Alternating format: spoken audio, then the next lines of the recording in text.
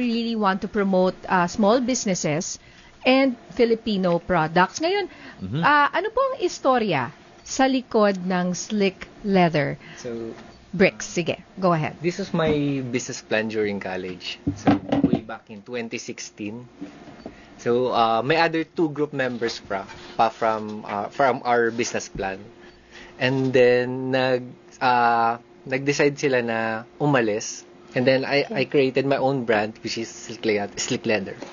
Okay, so ano siya? Bakit nyo siya naisip nung college? Tinuloy mo siya ngayon, na business mo na talaga siya? Anong inspiration behind this? Kasi, nung college kasi, wala kaming maisip na industry. So, kaming 3 group members, nag-decide kami na kailangan may mahanap tayong industry na naalamin natin. From handcrafting, and then, yun, natutunan namin siya. Pumunta kami ng Marikina, inaral namin kung paano gawin yung process, and then yung sourcing. And nagkaroon kayo ng problem with the pag-source, tama? Yes. Pag-source nyo ng supplier nung gagawa po. So he started learning on his own. Do you mean, as in gumagawa ka rin? What, Yes. Yes po. Nagsimula na siya ng as bedroom project. Bedroom project with the keychains, small cord organizers. Doon po siya nagbigin with that. So actually, ikaw yung gumagawa ng iba? Or Yes. I'm sure meron ka na rin ibang mga tagagawa ngayon. Yes. Mainly kami Okay po na. pa rin ang gumagawa po. Talaga? So, okay, bakit leather? Sige, Judine. Leather po kasi is actually a byproduct of our food industry. And ano na siya eh, kumbaga, it's either magiging waste siya or gagamitin natin siya for something else, which is leather is durable. So pag natan na siya, matibay siya, and it will last for a lifetime. Let's say a lifetime kasi mas tatagal pa to sa buhay natin. So Compared sa synthetic leather. opo, compared sa synthetic leather kasi na magpa-powder in time na hindi na natin maaalagaan or hindi natin makokondisyon, hindi natin mababalik yung original state niya. So ang Pilipinas likas ang leather. Kumbaga itong Po. industry Yes na to. po. No? Meron po tayong mga tanning sa Mga local tanneries sa Bulacan. local tanneries sa Mikawayan, Bulacan. Sinabi mong local tanneries, ano yun? Yun yung paggawa po process nung paggawa nung From hide. the cow hide Nung itself, cow from hide, the balat. yung skin nung Cow baka. to. Yes, Yes, po. We are okay. using cow. Although madami pong types ng leather, pero ang ginamit po namin cow. Kasi yung cow, yan, dapat itatapon yan. Kasi nga, Yes po. kinakain eh, di ba? Opo. So at least ito, imbes na itapon, ito yung kasi byproduct niya or Yes po. something, no? So sustainable siya, ang Yes ibig ko po. sabihin. Kasi yung iba, alam mo naman yung iba, di ba, yung mga ayaw ng leather kasi baka pinapatay raw yung hayop or what. But ito kasi talagang nandyan na siya eh. Opo. Just to be clear, I don't think diba? matatanggal natin Oo. yung meat sa ano natin. Tsaka masasayang lang siya Yeah. kasi magiging Natapon. waste Yes na po. lang. Totoo. Oo. Ngayon, bakit hindi ganun kasikat yung leather ng Pilipinas, let's say, sa Italy? They're known for their, ang layo ng pinuntahan ko, for leather, di ba? At saka parang napansin ko sa Pilipinas, parang matigas yung leather. Hindi ganun ka-soft. Ka-soft. Oo. Feeling ko nagkakaroon naman siya ng movement as of now. Kasi ang dami na rin nagka-craft nagma-manual craft. And then, marami na talagang Lumalaki yung community. Lumalaki yung community. Siguro depende rin po sa type ng leather. Let's say, for example po, ito kasi, Sige. we have chrome tan. Malambot po siya, as you can see na. Yun nga eh. Oh, walang ang ganda niya. pero Parang bagay sa atin yan. Ito po, ito bagay. Sa'yo yan. Bagay sa sa'yo, akin yan. bagay Oo, sa'yo. duffel Oo. bag, no? Oo. Sige, kwento. Pero, yes po. i-show and tell yung products And na. ito kasi maganda to. matigas po, which is the veg tan. Vegetable tan. Ano Ang yung gamit veg sa kanya, tan? natural oil para ma-process yung balat. Ito naman po is mga minerals.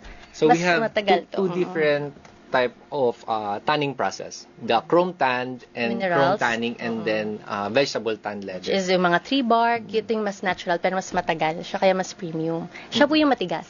And mas Ito mahal yung siya. malambot. Mas mahal siya kasi mas matibay mukhang I would Yes think. po. Kasi Tsaka mas- lalo na sa messenger. Mas matagal din siyang itan. Yung vegetable tan leather. Yung process po ng Anong pag sinabing itan, ano yun? Anong ginagawa? The Para pro- feeling ko tinatan na. Para ka Parang, yes, nagsasunbathe parang eh. ganun po. Yung Ganon? process ng paglagay nila nung, it's either yung tree bark, oil, or minerals, tas under the sun, Kung ipapatuyo. paano siya magiging hide, Opo, paano natin siya magiging balat na ganito. Maiba lang ako, Ate Linsa. Life story kay Bricks, no? Cabin crew ka pala dati. Tama Ako ka, po. Janine. Ako po. Janine, ikaw ay cabin crew Yes dati. po. Oo. Yes po. We were together since 2017 and nag-start siya by 2019, right? Tas nag-Lazada, Shopee. I just wanted to help out actually na ang dami niya kasing ginagawa. Nag-master siya, nag-work full-time. Tas bago siya gumawa ng order before he sleeps, sabi ko, tutulong lang ako. When I came back here for good, kasi sa labas po ako, sa Middle East ako noon, sabi ko, tulong lang ako. But I really enjoyed making leather. Kaya ngayon meron na kaming custom. Oo. Ako yung nagmamanage ng custom, siya yung sa regular products. Ang galing. Ako ba full-time na to? Full-time na? Full-time mo na. Hindi ka na bumalik. Meron pa po kami, hindi na po ako bumalik ng Oo. flying. Oo. Though nasa aviation pa rin po ako, pero hindi na po flying. So, ano feeling ngayon na meron ka ng, kumbaga, from cabin crew ngayon? Kumbaga, you're really part of a business. It feels good actually po kasi I'm with my partner. Yun lang mahirap minsan kasi iba yung partner sa business, iba yung partner sa Kayo relationship. nag-aaway niyan, di ba? Madalas po. Kasi may iba kaming opinion, pero ang importante is yung roles, ma-define. Like, siya pa rin ang nagmamanage, ako pa rin lang ang quality assurance and I have to check with him kung tama ba to and whatnot. Bait naman.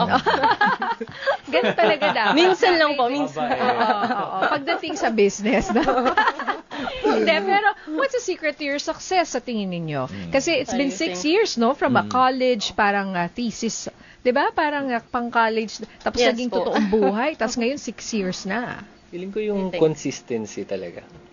Parang naging consistent kami sa paggawa and then we extended our product line. So we have our outdoor, nandiyan yung mga golf ball case, and then yung mga wallets. And nagkaroon din kami ng rhythmic line naman for musicians, yung mga guitar straps. And Si then, musician po siya.